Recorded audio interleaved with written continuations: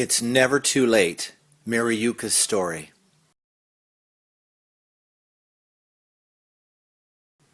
It was an unusual response, something I don't normally do, triggered by a not-so-unusual email from a Mama's Club reader, Mariuca Rowe. An ex-Jehovah's Witness, she told me that she had spent 10 years working at Bethel, the equivalent of the Vatican for JWs. I'm not certain why, but I intuitively sensed that she wanted to tell me a story and was fishing for a non-judgmental listening ear. I was someone who had been there, done that. So at the end of a short email response, I typed, "Now tell me a thing or two about you." That was a request I'd never made before to anyone based on a single email. In less than 24 hours, Mariuca sent me a heart-wrenching reply. At the end of her email, she wrote, "Sorry, I guess you didn't ask for my entire life story. Once I got going, I couldn't stop. I'm heading to the car right now, but I'll continue later this evening." When she made good on her promise, I knew I had a whopper of a tale to tell, if she'd let me tell it. It would be a true story with many crazy twists and turns along the way. For some people, it will create a serious moral dilemma. For others, like me, it's a heartwarming love story, albeit an unlikely one. And it's a story which should convince every reader that it's never too late. A life-changing knock at the door. Mariuca was born in Detroit, Michigan on March 7, 1965, 2 months before my son was born. Her mom claims Mariuca entered this world a lady, a regal child, a quick learner with an even temperament. She took control seamlessly whenever necessary. Now, mind you, her 3 younger siblings didn't see it that way, asserting that she could be bossy at times. However, when she was just 5 years old, a strange, against-all-odds event occurred which dramatically changed her life. Mariuca's mother was busy working her magic in the kitchen when she heard a loud series of persistent knocks at the front door. Pork chops were browning in the frying pan and potatoes were near their boiling point, but still she decided to stop for a moment to see who was knocking. When she opened the door, a well-dressed woman greeted her with a contagious smile. "My name is Deanna Smoot, and I have some especially good news to share with you. Would it be okay to come inside for 15 minutes to tell my story?" Mariuca's mom said she was preparing dinner and now was not a good time. But if Mrs. Smoot would write down her telephone number, she would call her in the next few weeks. A long-time JW, Mrs. Smoot had never heard that excuse before. But 3 weeks later, she received the promised call from Mariuca's mother. A JW-style Bible study was started. A year later, Mariuca's family joined what I often refer to as Mama's Club. Why they became members is an important part of this story. But first you need to know that JWs think how one becomes a member is far more important than why. Jehovah's Witnesses love to share interesting and unlikely stories about how this happens. My mother loved to hear those kinds of stories because they reinforced her belief that JWs were the only group that had the truth about God Almighty, and actually knew how to make the big guy in heaven happy. It was even better if you personally told a story at a large convention about a family you converted. It was like the bragging rush one gets at multi-level marketing events when reporting personal sales and recruiting successes. Mama was invited to take center stage many times and always loved the opportunity. Somehow, conversion stories at conventions were the ultimate confirmation that Jehovah works in strange and wonderful ways to bring people into the truth. And so it was with Deanna Smoot.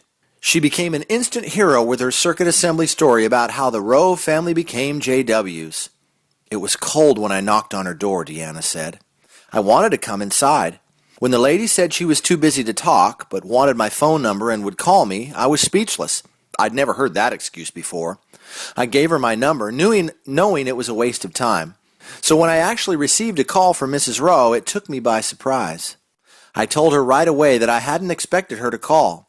She in turn seemed miffed by my reaction, saying, 'I told you I'd call, didn't I?'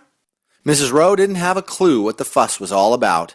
That would change when she became a JW and learned that what the astronomical odds are of a householder calling you back." The story received a loud ovation from those attending the assembly.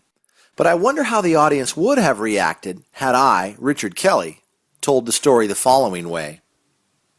Mrs. Rowe joined because she wasn't happy with her life. She had periods of depression and often lost her temper, even in front of Mariuca and her younger brother. She married young with little training on how to raise a family. She had serious questions about God, the purpose of life, and life after death, questions she could not answer. Deanna Smoot claimed she had the answers. Deanna was also very likable, had an air of confidence, and she knew her Bible. Oh, how she knew her Bible. At least that's what Mrs. Rowe thought. She didn't have a clue how well-trained Deanna was in cherry-picking verses to make it look like she actually was a Bible scholar. I also would have told everyone at the assembly, when Mariuca's dad found out about his wife studying with Jehovah's Witnesses, he was not happy. He was convinced that JWs were false religion in capital letters. Let someone visit with him if they dared, and he'd make quick work of their nonsense. He was in good fighting form when an articulate, charismatic married couple met every one of his poorly thought-out theological punches. Mariuca's dad was impressed with the messengers and decided their message must be okay. He was looking for a community that would embrace him for his cultural diversity. His father was Bangladeshi and his mother African American. While he didn't lack for self-esteem, he wanted to feel needed and valued for his uniqueness.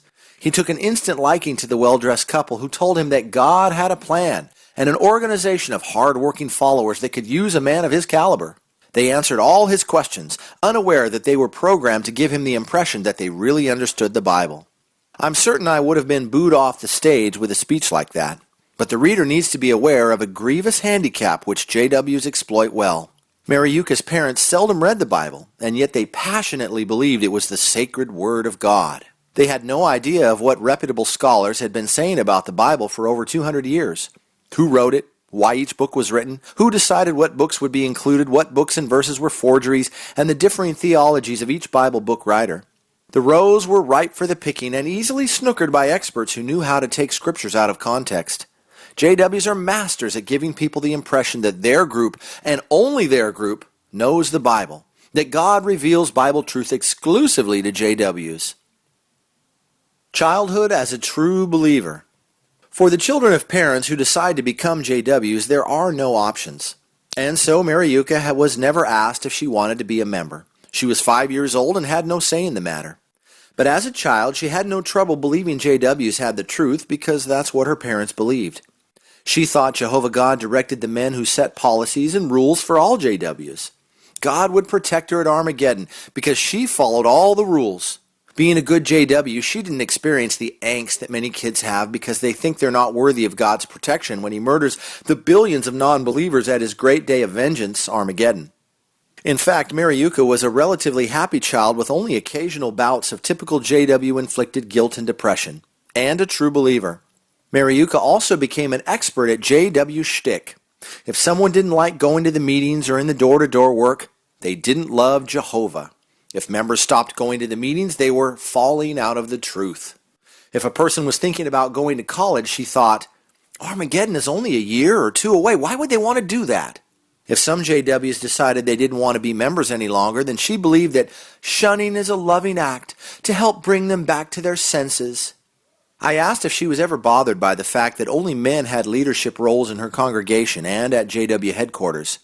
She said that hadn't been a problem for her because her writing, speaking, and people skills were utilized and appreciated by the men in authority. She was praised for being a hard worker. Then I asked if the Watchtower Society's obsessive-compulsive stance on sexual sobriety bothered her. Again, she didn't see it that way as a child. The only thing that bothered her was the Society's position that only JWs will survive Armageddon. She thought there were too many good people, like many of her non-JW relatives, who would be spared. Other than that, she bought into the Society's lists of do's and don'ts. If you kept busy, and she kept busy, you would be blind to their double standards, inconsistencies, bad science, and poorly thought-out theology. Mariuca was baptized at age 14 in 1979. As part of the baptism process, she was obligated to acknowledge the sacrificial death of Jesus Christ, repent of her sins, dedicate her life to doing Jehovah's will, and acknowledge that JWs were God's Spirit-directed organization here on this earth. As bizarre as the latter sounds to her today, she willingly made that vow to God and to those attending her baptism. She took those vows seriously, and so even while going to high school, she auxiliary pioneered 70 hours of door-to-door canvassing a month, several times a year. She had an official role at many circuit assemblies. After graduating from high school, she served as a full-time pioneer while working part-time at a company owned by JWs. At the annual district convention, she was a secretary in the chairman's office. A new life at Bethel. When she was 22, and according to her father, not at all ready, she married a Bethelite, a full-time worker at the JW headquarters in Brooklyn, New York. 6 days after the wedding, she joined her new husband at Bethel, living and working there from 1987 to 1997. While at Bethel, she worked in the deluxe bindery, performing press room maintenance, running the tool crib, handling office records, and proofreading. While Mariuca lived at Bethel, she didn't realize that institutionalized living for any married couple will handicap their potential for intimacy. It is not a place to be, especially for a newly married couple. It even taxes couples who have been happily married for many years. To complicate matters, the high-control religion practiced by JWs relegates women to second-class status, and the society is compulsive-aggressive about enforcing sexual do's and don'ts on its members. If a couple ends up sexually compatible, it will be sheer luck. So while Mariuca was smart and loved her work, she had no idea about the tightrope she was walking while living at Bethel, and she was not prepared for the precipitous fall awaiting her. So what is life at Bethel really like for a married couple? Each person is assigned work by a man who most likely has never had professional personnel training. The male supervisor might have poor people skills, as his position in the club's hierarchy is paramount to any assignment he may be given to manage people. If the supervisor worked in the real world at a Fortune 500 company, he would be forced to abandon the blatant anti-female sexist personnel policies which are embraced and enforced at Bethel. Otherwise, he'd not only be fired, but also subject to never-ending lawsuits. All new Bethelites are assigned to work in a physically demanding job for 5.5 days, 44 hours each week. Married couples eat their meals at a pre-assigned 10-person table. They must always sit in the same chair. Only men can sit at the two ends of the table. They are required to get up at 6:30 a.m. in the morning for 6 days a week to participate in a morning worship service. It's like eating and living in a holier-than-thou frat house with little intimate time. All Bethelites are assigned to a congregation in the greater New York City area. Travel time to and from Bethel can be as long as 2 hours. Bethelites must attend weekly meetings there, participate in the door-to-door work, and do what is needed to help their congregation prosper. For the husband, his resume is enhanced if he serves as an elder and also gives public talks. There is more, but one can quickly see the strain that this constant working for the Lord and trying to impress Bethel elders, trying to prove that you love Jehovah more than the next guy, can have on a marriage. On December 5, 1994 at 9:30 a.m., Mariuca experienced the biggest shock of her young married life, and she didn't see it coming. Shattered dreams, heartbreak, and heartache. When her husband of 7 years said they needed to talk, she had no idea what he wanted to tell her. Seated alone in their one-room, paper-thin wall apartment, Charlie dropped the F-bomb. He admitted that he had committed fornication with one of his Bethel workmates, a married woman, and this wasn't just a one-night stand. Yes, he still cared for his wife, but now he really loved his new lady friend, Racy Morris.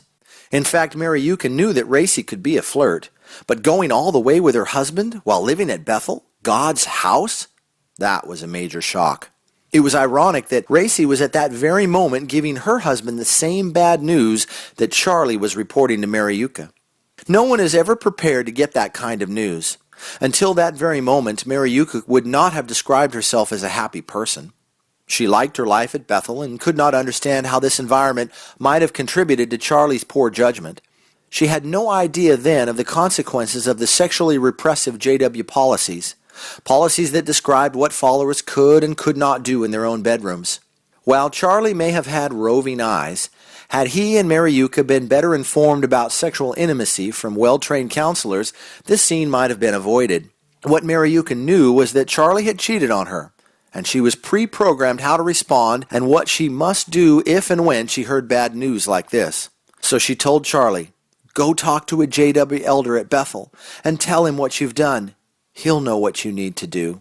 That's how one is trained to think in an environment which mandates a prompt confession of sexual infidelity for all its members. You must tell an elder, who is always a man, about your indiscretions and ask for his help. You are forced to get absolution from an unqualified man with no training in marriage counseling, a man who believes women were created only to love and obey their husband. Charlie knew the drill well, as he had already done some serious confessing earlier that morning. But he didn't tell Mariuca about that. He had a plan, and he wanted to be in total control of this conversation. He said, "Yes, I'll do that. I need to confess right away." But then he suddenly lost control. Both Charlie and Mariuca started crying uncontrollably for nearly 2 hours. I'm sure that Charlie could feel his soon-to-be ex-wife's pain. She was in shock, and maybe in total denial of their situation. He was not proud of what he had done, but he needed to bring closure to his first relationship. At least, that was his plan. After all, a good cry never hurt anyone. An hour before confessing to Mariuca, Charlie and Racy jointly admitted their affair to a Bethel elder, sharing all the personal details. They probably described how many times they had sex, where and when it occurred, if anyone might have seen them, if oral or anal sex was involved, and whether they were sorry for breaking God's commandments. Of course, we will never know, because what they told the elder was privileged information. If it had been up to Charlie, Mariuca might have never learned about the joint confession. After he and Mariuca stopped crying, Charlie told his wife that he still cared for her, and that he deeply regretted his poor judgment. Unfortunately, he now loved his new girlfriend, and wanted to be with her. For Charlie, there was no chance of reconciliation. One can only imagine the pain and shock that Mariuca experienced. There wasn't anyone she could talk to. Her world was crumbling, and it was all happening at Bethel. As far back as she could remember, Bethel was the place she wanted to be, like Mecca is to a Muslim. This was the world headquarters for the creator of all life, Jehovah God. The best people on the earth lived at Bethel. While all of this was a concept that Mariuca had not thoroughly scrutinized, this fantasy world had supported her needs for the last 7 years. She thought she was happy and that her life was good, but now all of this was happening to her. Soon she would be a divorcee at Bethel. What would people think of her? If that wasn't bad enough, she and Charlie were required to meet with a 3-man judicial committee at Bethel several times over the next 2 days.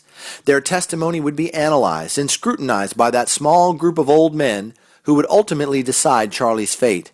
They would also consider the role, if any, that Mariuca had in holding back from satisfying Charlie's sexual needs during their marriage. Fair and balanced, facing a judicial committee. At the first session held the following day, Mariuca and Charlie sat together in front of the 3 judges. One of the elders wondered if Mariuca should be present, while another elder believed it would be better if she was there to hear Charlie's testimony. They stopped, excused themselves, and went outside to reach agreement one way or the other. When they returned, Mariuca was asked to leave. Later, they called her back in and asked several personal questions. Over the next 2 days, Mariuca and Charlie were never present together at any of the judicial meetings. Mariuca remembers how quickly she accepted the decision to have separate meetings as something Jehovah must have wanted. But over the next few months, she could not stop thinking how unfair it was that she was never asked to comment on what Charlie may have said about her and their marriage. In fact, that decision continued to haunt her for many years. It was a small chink in the armor, a tiny leak in the dam. But she still believed JWs had the truth, and anyone who was not a JW was controlled by the devil. During the 2 days of interrogation, Charlie moved out of their room. He and Racy were communicating with each other like they were a couple. Racy even called Mariuca's room on one occasion and asked if she could speak to him. Mariuca said no, because the elders told her that Racy and Charlie should not be communicating with each other. While reflecting on that call from Racy, Mariuca asked me, I wonder what would have happened if I had put down the phone, walked to the elevator, gone up to Racy's room, knocked on her door, and when she opened it, I'd punched her in the nose. Would the Bethel elders have simply given me a slap on the wrist? She double-winked at me and said in jest, I bet they would have. Mariuca also recalls that 2 months after Racy was dismissed from Bethel, a picture of her appeared in the Watchtower magazine. Racy had posed for it before she and Charlie confessed. No one seemed the wiser when Racy's image was inadvertently published. Mariuca was at the Monday night Watchtower study and carefully placed a songbook over the image when that page was up for discussion. A friend in the graphics department knew how offensive Racy's picture would be to Mariuca and called to apologize for the faux pas. I'm sure that story was told many times at Bethel, but only in private. After all, God's organization could not possibly make a mistake like that. To suggest anything otherwise would only bring reproach on Jehovah. On Mariuca's last meeting with the judicial committee, she was asked if she would take Charlie back or planned on divorcing him. Mariuca informed them that Charlie had been very clear that he loved Racy and wanted to be with her. She asked, how is this choice actually in my hands? But still, they needed a decision. As painful as it was for her, she remembers almost laughing because it seemed that the elders could not seriously think that she had any real choice. Perhaps she could leave Bethel with Charlie and later hope to convince him to stay with her, but she told them that her only reasonable, logical, and realistic choice would be to divorce him. When the judicial meetings concluded, the verdict was unanimous. Charlie and Racy would not be disfellowshipped. The judges decided that they were sufficiently repentant and only a minor reprimand was necessary, although they would have to leave Bethel. No one normally gets reprimanded that lightly, so the verdict was a big shock to everyone at Bethel. The decision was a jolting and emotional blow for Mariuca. What had Charlie said that allowed the elders to make that kind of decision? That was not standard protocol for JWs at Bethel or anywhere else. Instead, it actually cast suspicion on Mariuca, leaving the impression that Charlie had some good reason to be unfaithful to her. The joy of sex, or lack thereof. Today, Mariuca thinks about that very challenging time in her life and is embarrassed to remember how naive she was when she and Charlie were first married, due in large part to the society's policies related to sex. I did not know much about sex other than what I had read in the family book and youth book, only that a man and woman should lie close together, how the man's organ fits into the woman and they derive pleasure from it. It seems impossible today that I could have been so childlike, knowing nothing about sex, let alone my own sexuality. But growing up as a JW, I was forever being warned about Jehovah hating masturbation, sex before marriage, adultery, and oral sex. Sex was a dirty word and, at best, a distraction to pleasing God. If you were strong, you could resist and pretend the sex drive didn't exist. That's kind of how I was. The Watchtower advised men to get married if they burned with passion. But it was all about the man. A woman's sexuality and needs were never addressed. For her, any port in the storm will do. Anyway, for the 7 years we were married, it was all about Charlie. I thought I had done my wifely duty. Unfortunately, the magic spark some couples achieve was beyond my reach. So when Charlie said he had cheated on me, one of the first things I asked him was, "Did she have an orgasm?" This is embarrassing to admit today, but I thought maybe he had tired of me because I couldn't reach one. If you're curious, Charlie didn't answer my question. However, the last thing he said to me before packing and leaving our small room at Bethel was, "Looks aren't everything." Small consolation, but I have chuckled about that ill-timed comment many times over the years. He just couldn't have his cake and eat it too, and somehow he thought I would be flattered with that parting shot. Most of the members in the congregation Charlie and I attended in Bedford-Stuyvesant appeared to be pleasant over the fact that Charlie was dismissed from Bethel. Like, "Oh, we know Charlie and Mariuca. We like Charlie." The presiding overseer came to Bethel the day Charlie left and helped him pack his car for the trip home to Michigan, and his phone number was circulated among the elders and ministerial servants so they could call him. Not one of them said a word to me for several weeks after that. Mariuca asked for and was granted a leave of absence to return home to spend the next 3 weeks with her family in Detroit. While there, Charlie served Mariuca with divorce papers, which was very upsetting to her. Charlie didn't waste any time getting the legal mechanics going. He was in a big hurry so that he could get married and spend bedroom time with Racy, to get through all of the hoops that JW policy forces on a person so he or she can be right with God, and his big brother is watching you organization, the Watchtower Society. When it was time to go back to Bethel, Mariuca was nervous and feared that she would be met with stares and be the subject of gossipers. While JWs claim that gossip is something that is not found among their group, those that have been there and done that know better. JWs have turned the style of gossiping into an art form. JWs have turned their style of gossiping into an art form. Mariuca had already heard rumors from other sisters that implied that everyone felt that she had to know something was going on. The women she shared a locker with at the factory, all cleaning personnel, were especially kind during the first week back at Bethel. They pooled their money and bought stamps and paper that she could use to make greeting cards, a popular activity at Bethel. With the help of her brother Randy, also a Bethelite, several of her friends sneaked into her room and gifted her with a beautiful bouquet of flowers and a welcome back sign. She was allowed to live in her room without a roommate. One of Mariuca's close friends introduced her to Judy D. and explained what just happened. A year before, Judy's husband of many years was the cheater, and she then cheated. The guy was quickly dismissed from Bethel, but unlike Charlie, he was also disfellowshipped. Judy recommended a book that had helped her, titled How to Survive the Loss of a Love. Judy also arranged for her brother in the legal department to offer Mariuca advice. Shortly thereafter, a Bethel lawyer was assigned to handle Mariuca's divorce. In his haste to get back into the bedroom with Racy, Charlie neglected to do his homework. The divorce papers served on Mariuca were not legal because Charlie had not been a Michigan resident for at least 60 days prior to filing. The Bethel lawyer contacted Charlie and reported that a New York divorce would have to be filed unless he agreed to pay Mariuca alimony. However, New York was not a no-fault state, so a divorce could easily last years. That meant that all the dirty details would be aired during the pleadings, and Charlie, being the adulterous party, would be put in a bad position. Being that it was a no-fault state, Charlie preferred Michigan for his divorce. Charlie didn't have an attorney and called Mariuca right away, complaining that this was blackmail. Mariuca told him he should talk with her attorney. In the end, Charlie paid $7,000 in alimony. The Watchtower's legal department did not take a cut from the settlement. Although $7,000 wasn't a lot of money even then, for a Bethelite it was big bucks. While working in construction at Bethel, Charlie learned several trades, and those skills allowed him to make extra money on the side. During the years they were married, Charlie often made good money in his spare time, money they used for vacations. So the alimony, while a pittance, was acknowledgement that he owed Mariuca something. By the time he made a lump sum payment, more than 60 days had passed, so he filed again for a Michigan divorce, and it was finalized in August 1995.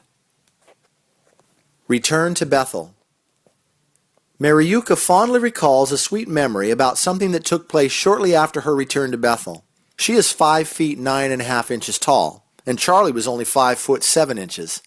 She decided to go shopping to buy some beautiful high heels, later throwing away most of her flat shoes. That event did not go unnoticed by her co-workers and friends.